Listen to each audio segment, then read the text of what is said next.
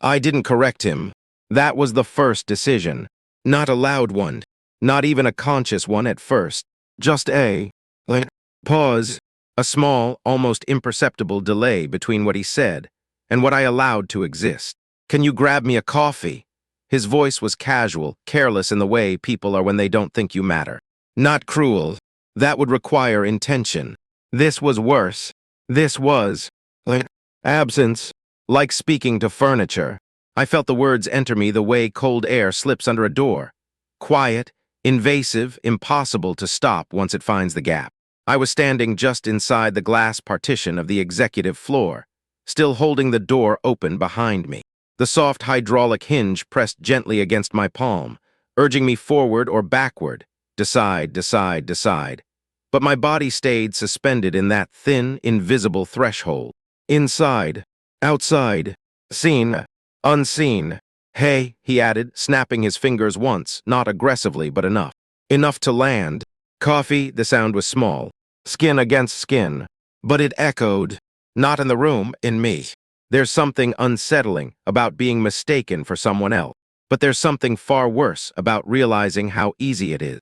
How little resistance the world offers when it rewrites you. I looked at him. He didn't look back. He had already returned to his screen, already assuming compliance, already placing me neatly into a role I had not agreed to but had, somehow already accepted by not rejecting it. That was the second decision. I didn't move, but I didn't refuse. And that space between action and resistance started to stretch. It's strange how time behaves in those moments. It doesn't pass, it thickens. Every second becomes textured, heavy, layered with microscopic sensations that shouldn't matter but suddenly feel like they define everything. The hum of the air conditioning, too steady. The faint smell of burnt espresso, drifting from the break room, too bitter. The reflection in the glass beside me, slightly warped, like my body doesn't quite align with itself. I noticed my hand still pressing against the door. I hadn't realized I was holding it. My fingers had gone slightly pale where the pressure gathered. Not painful, just present, too present. I released it. The door sealed behind me with a soft click. And something about that sound, quiet, final, felt like agreement. Not with him, with the moment, with the role. I walked. Each step felt rehearsed, like my body was performing a memory I hadn't consciously formed yet. Past the polished desks, past the glass offices, past the framed mission statements that I had personally approved 6 months ago, and now couldn't quite remember writing. There's a specific kind of dissonance that comes from recognizing your own decisions from the outside, like seeing your handwriting on a document you don't remember signing. The break room was empty. Of course it was. Spaces like this are designed to be empty when you need them to be full, and full when you need them to be empty. It's not coincidence. It's structure, timing, systems. I built those systems. That thought arrived quietly, not as a declaration, more like a suggestion. I ignored it. The coffee machine blinked at me, waiting. I stared at it longer than necessary. There's something humiliating about performing a simple task under the weight of an unspoken contradiction. I know how this machine works. I chose this model. I negotiated the contract. I approved the maintenance schedule. My hand hovered over the buttons. Did I? The doubt slipped in so easily it felt like it had always been there. What if I only think I did those things? What if I've constructed a version of myself that feels more significant than reality supports? What if no? I pressed the button. The machine whirred to life. The sound was louder than expected. Or maybe everything else had just gone too quiet. As the coffee poured, I watched the dark liquid fill the cup with slow, deliberate certainty. No hesitation, no confusion, just gravity and flow. I envied that. When I picked up the cup, the heat bit into my palm. Sharp, immediate, real, good, something real. I walked back. He still didn't look at me when I placed the coffee beside his keyboard. Thanks, he said, already distracted, already gone. The word felt misplaced, like it had been dropped into the wrong conversation. I lingered, not visibly, not in a way that would draw attention, just a fraction of a second longer than necessary. Waiting for what? Recognition, correction, a flicker of realization that something about this interaction didn't align. Nothing came. He took a sip, winced slightly, added sugar, adjusted, moved on, and just like that, the moment closed. But something didn't reset, it stayed. Inside me, like a loop that hadn't finished processing. I turned away, walked back toward the glass offices, toward my office. The word my felt, like, heavier now, less certain, like it required proof. The door was closed. Of course it was. I reached for the handle, paused. There's a very specific kind of hesitation that comes not from uncertainty about the action, but from uncertainty about the right to perform it. I knew what was on the other side of that door, or at least I believed I did. But belief had started to feel fragile, conditional. I pressed down on the handle, opened it. Inside, everything was exactly as I had left it. The desk, the chair, the minimalistic arrangement of objects designed to communicate control without excess. It should have grounded me. Instead, it felt staged, like a set designed to resemble my life. I stepped in, closed the door behind me. The silence here was different, thicker, intentional, the kind of silence that suggests privacy, but somehow amplifies every internal noise. I sat down, slowly, carefully, as if the chair might reject me if I moved too quickly. It didn't. It accepted my weight without resistance. That should have meant something. It didn't. I looked at the desk, at the documents, at the screen. My name was there. Top corner, clear, undeniable. CDO. The letters didn't move, didn't distort, didn't question themselves. So why did I? I leaned back. The chair creaked softly, a sound I had heard countless times before without ever noticing. Now it felt intrusive, like the room was reacting to me. I closed my eyes, just for a second, just to know. The darkness didn't offer relief. It amplified everything. The conversation replayed. Can you grab me a coffee? So simple, so insignificant, so effective. Because I did it. That's what mattered. Not what he said. Not what he assumed. What mattered was my response. Compliance. Without resistance. Without correction. Without even a flicker of visible discomfort. What does that say about me? The question didn't feel rhetorical. It felt diagnostic, like something inside me was beginning to observe, to analyze, to categorize behavior patterns. I opened my eyes. The room felt slightly smaller, not physically, but perceptually, like the walls had shifted inward by a fraction of an inch, too subtle to measure, but impossible to ignore. I stood up, walked to the window. The city stretched out below, structured, ordered, predictable. From this height, everything looks controlled, manageable, but I knew better. Control is an illusion built on layers of assumption, and assumptions can be rewritten. Apparently, very easily. A knock at the door. Sharp, measured. I turned. Come in, the door opened, and she stepped inside. My sister, she smiled, but it didn't reach her eyes. Busy, the question was casual. Too casual. No, I said.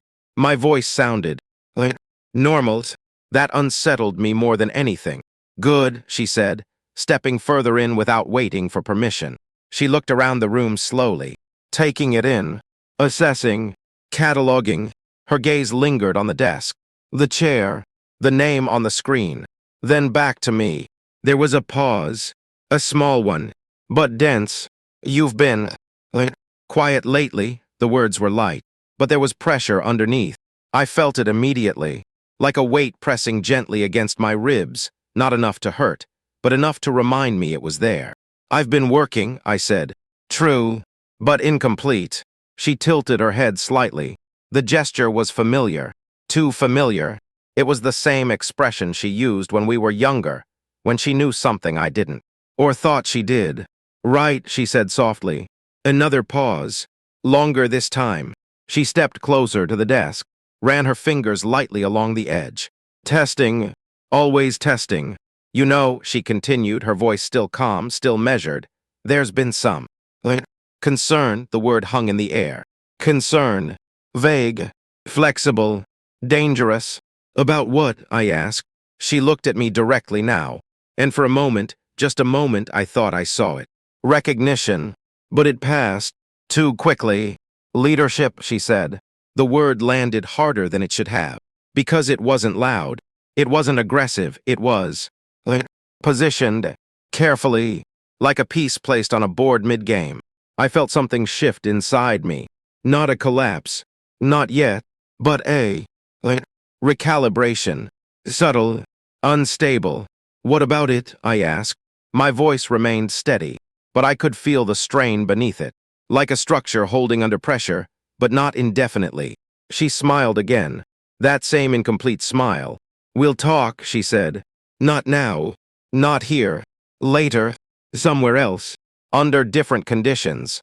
Where the rules might not favor me.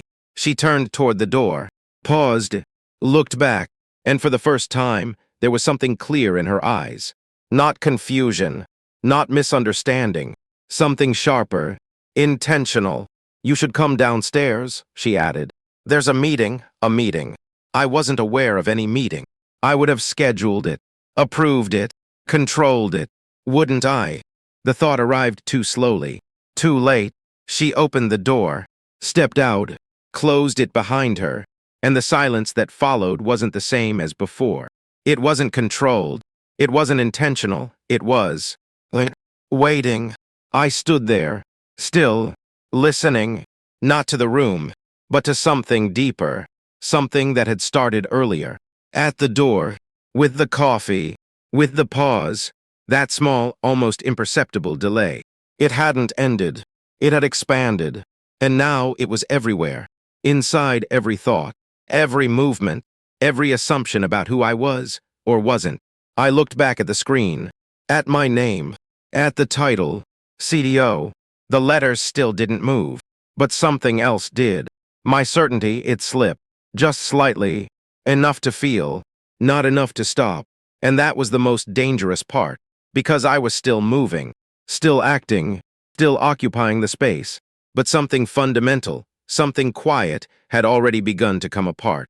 I don't remember walking out of the office, not in the way memory usually works, clean, chronological, anchored to intention. This was different.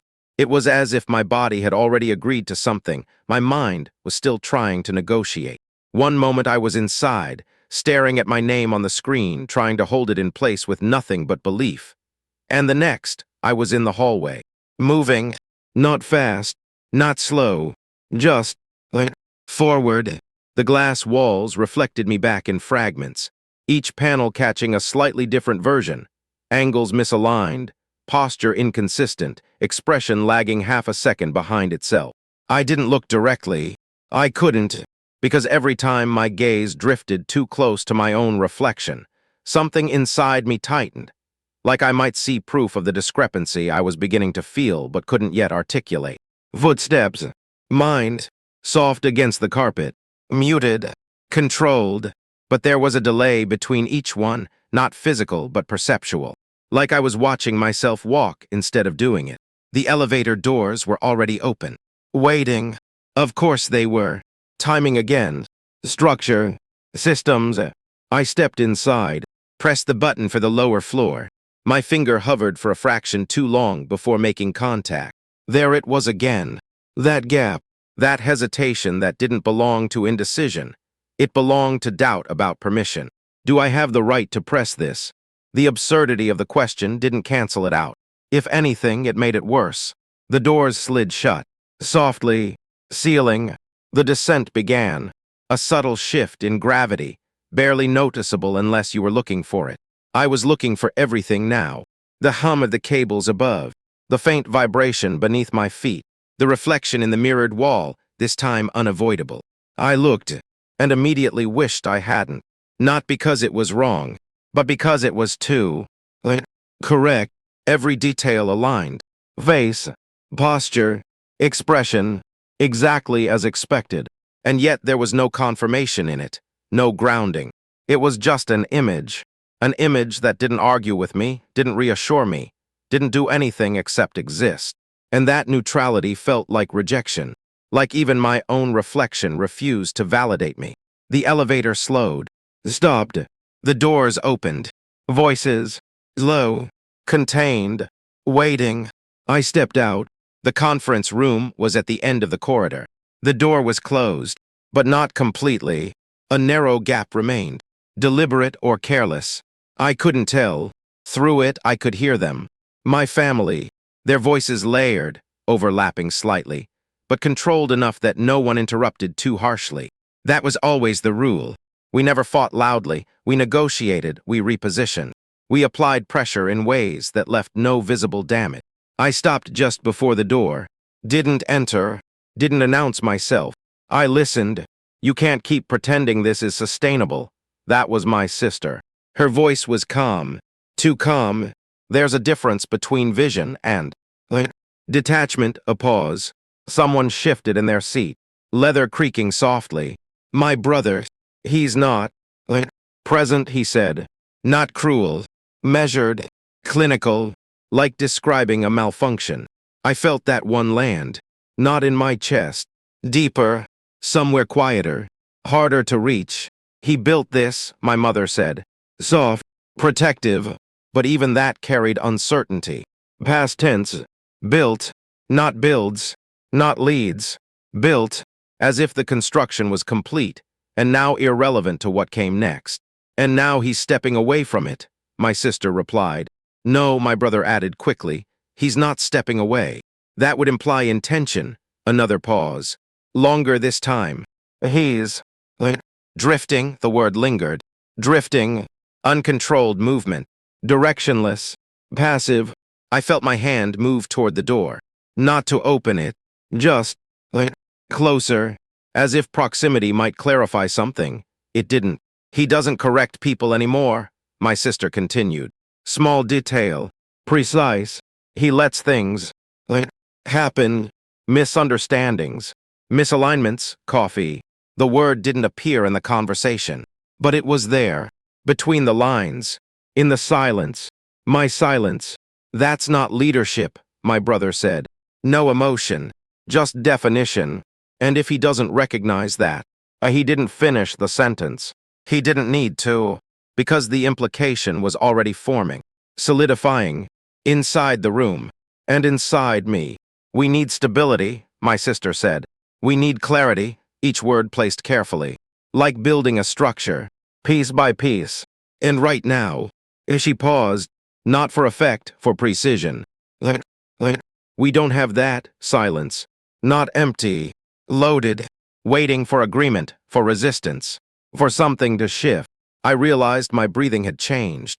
Shallower, more controlled, as if making less noise would somehow make me less detectable, or more real. I couldn't tell which. We can transition slowly, my mother said. Make it look natural. Transition.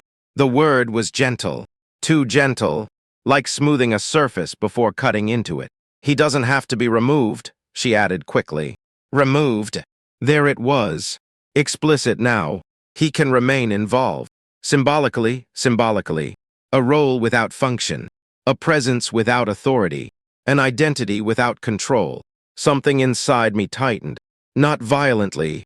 Not dramatically. Just steadily. Like a screw turning deeper into wood. We'll need his approval, my brother said. Practical. Always practical. That's the thing, my sister replied. And this time, there was something new in her voice. Not calm. Not clinical. Something sharper. More certain. I don't think we do. Silence again. But this one was different. Heavier. Final. Because once that idea exists, once the possibility that my approval is no longer required enters the room, something fundamental shifts. Not just in them, in reality. I felt it, physically, a subtle dislocation, like the floor beneath me had tilted by a degree too small to see, but enough to throw off balance. He's not occupying the role anymore, she continued. He's just sitting in it, sitting. Passive, replaceable. The words didn't echo, they absorbed, sinking into me without resistance, because part of me, a small, quiet, traitorous part, recognized the pattern, saw the evidence, didn't reject it, and that was the most dangerous thing. Not their decision, my lack of immediate refusal. My hand touched the door, Lightly, barely. The wood was cool, solid, real, more real than anything inside me at that moment. I could open it, walk in, correct them, reassert, reclaim. All it would take is a sentence. A single clear statement. I am still in control, simple. Direct, true, isn't it? The thought lingered, didn't resolve, because another thought followed immediately behind it, quieter, more precise. Are you? The question didn't feel external. It didn't feel like doubt imposed by them. It felt like internal, self-generated, authentic, and that's what made it lethal. Because if the doubt comes from outside, you can reject it. But if it comes from within, what do you use to fight it? The voices inside the room resumed. Lower now. Details, logistics, timelines. They had already moved past the question of if. They were discussing how. And I was still outside, still listening, still, not acting. The pattern repeated. Anticipation, discomfort, pressure, a moment where action feels possible, and then nothing. A partial release, followed by deeper pressure. It looped, again and again, each cycle tightening something inside me, reducing space, reducing options, until even the idea of action began to feel theoretical, detached from execution. My fingers curled slightly against the door, not gripping, not knocking, just holding contact, as if letting go would mean something irreversible. Inside, my sister spoke again. We'll present it as support, of course. Support, not removal, not replacement. Support, language matters, framing matters, reality bends around it. He won't resist, my brother said. That one cut differently. Because it wasn't aggressive. It wasn't even dismissive. It was confident, certain, as if my lack of resistance had already been observed, documented, proven. Coffee, the elevator hesitation, the silence. All data points, all contributing to a conclusion I hadn't consciously agreed to, but had, apparently, already demonstrated. He might not even notice, my sister added. And there it was, the deepest cut. Not that I would lose control, but that I wouldn't even recognize the moment it happened. That the transition would occur so smoothly, so subtly, that my identity would shift without my awareness catching up. That I would continue moving, speaking, existing, under the assumption that I was still me, while everything that defined that me had already been reassigned. My chest tightened. Breathing became deliberate, mechanical, in, out, too aware, too controlled, as if I had to manually maintain a function that should be automatic.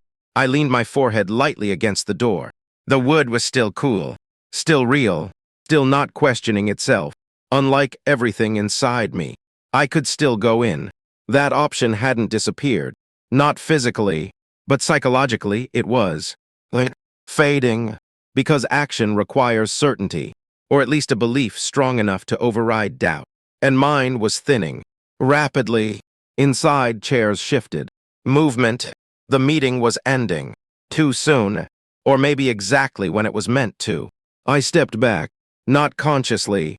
My body just did it, creating distance, avoiding immediate confrontation, maintaining the pattern.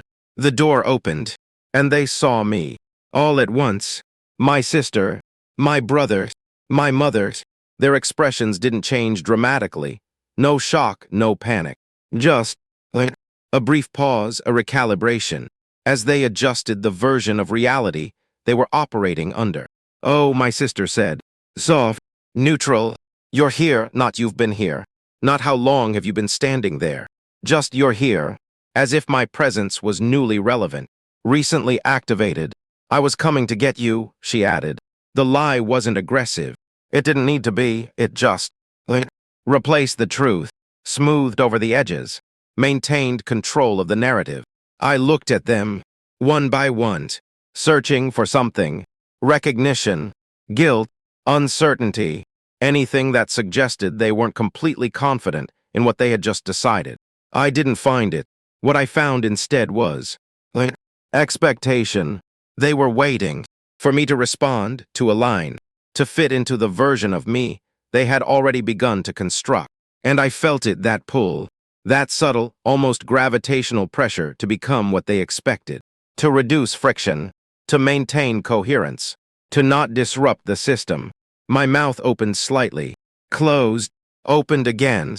The words were there. I could feel them, forming, clear, direct. I am still in control. Say it. Just say it. The silence stretched. Too long. Long enough to become noticeable. Long enough to confirm their assumption. My brother shifted his weight slightly. My mother looked at me with something close to concern, but not quite. My sister's gaze remained steady, focused, waiting.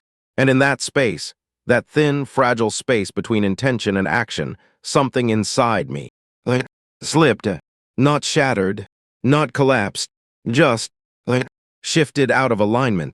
Enough that the words, those simple, necessary words, didn't come out. Instead, what emerged was smaller, softer, wronged. What meeting is this? The moment the question left my mouth, I felt it, the change. Subtle, but irreversible. Their posture adjusted, not visibly to an outsider. But I saw it, felt it, the confirmation. He doesn't know. He's not aware. The transition has already begun. It's just a discussion, my sister said gently. Too gently. We're figuring out how to support you. Support. Again. Reframed. Repositioned. I nodded. Slightly. Automatically. As if the motion had been pre-approved. And in that nod, something finalized. Not in a dramatic way. No declaration. No visible shift in authority. But internally, something quiet. Fundamental. Settled. I was still standing. Still breathing. Still in the room. Still technically the same person. But the structure had changed. The role had loosened. The control had dispersed. And the most unsettling part wasn't that they had decided to replace me. It was that I had participated. Every pause, every silence, every moment I chose not to correct, not to assert, not to resist, had contributed. Piece by piece, until there was nothing left to defend that felt unquestionably mine. My sister touched my arm lightly, guiding, not forcing. We'll take care of things, she said. And I didn't pull away. I didn't correct her. I didn't say I already do. Because in that moment, standing there, feeling the quiet, irreversible shift settle into place, I wasn't entirely sure that I did anymore. And that uncertainty, that thin, persistent fracture in my sense of self remained. Not loud, not resolved, just present, like something that had always been there, waiting for the exact right sequence of moments to finally be noticed.